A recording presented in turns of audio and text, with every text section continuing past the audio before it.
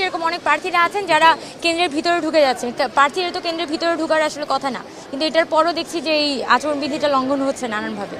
এবং আবার polling agent কীভাবে করে সিলেক্টেড হয়েছে এটার কোনো প্রপার ব্যাখ্যা কিন্তু দেওয়া হয় নাই, যে কোন কোন প্যানেল থেকে কোন ধরনের পোলিং এজেন্ট নেওয়া হয়েছে, স্বতন্ত্র প্রার্থী থেকে কী ধরনের পোলিং এজেন্ট নেওয়া হয়েছে, ভোট গণনার সময় কি শুধুমাত্র পোলিং এজেন্টের উপস্থিত থাকবে, এই কথাগুলো কিন্তু কোনো স্পষ্ট বার্তা আমাদের কাছে দেওয়া হয় নাই। তাই আমরা আশঙ্কা প্রকাশ করছি যে এইভাবে পোলিং এজেন্ট সিলেক্ট করার কারণে আমাদের হয়তো ভোট গণনার সময় কোনো একটা ইম্প্যাক্ট পড়তে পারে। এটাই, এইটা ডিপেন্ড করে, যদি হচ্ছে যে ভোট হোক চলতে থাকুক এরপর আমরা সিদ্ধান্ত নিব। এখন পর্যন্ত পরিস্থিতি কেমন দেখছেন? মানে অনেকে মেয়েরা, অনাবাসিকরা, মেয়েরা, তারপর ছেলেরা সবাই দেখছি অত্যন্ত স্বতঃস্ফূর্তভাবে কিন্তু তারা ভোট দিচ্ছে। আমরা এই ব্যাপারে অত্যন্ত আশাবাদী যে এভাবে ভোট পড়লে যারা নিরপেক্ষ এবং স্বতন্ত্র শিক্ষার্থী তারা এখান থেকে নির্বাচিত হয়ে আসবে।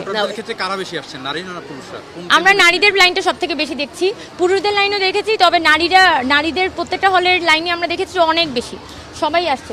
ওই যে লাইনে লাইনে এসে এখনো পোস্টার বিতরণ আপনার পক্ষে একজন করছিল? না, আমার পক্ষে আমরা বিতরণ করি নাই, আমরা একজনের হাতে ছিল আর কি, মানে সে বিতরণ করছে না বাট এদিকে ছিল। সো এই জিনিসটা তো মনে হয় যে এখন রাইট না, মানে কেন্দ্রে না, এটা আমরা হচ্ছে যে বারবার বলে আসছি এটা তো আচরণবিধি লঙ্ঘনের মধ্যে পড়ে।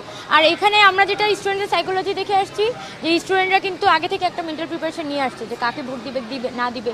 সো এই হয়তো ওরকম ইম্প্যাক্টটা পড়বে না। ঠিক, আজকে আর কথা না বলি। Thank you so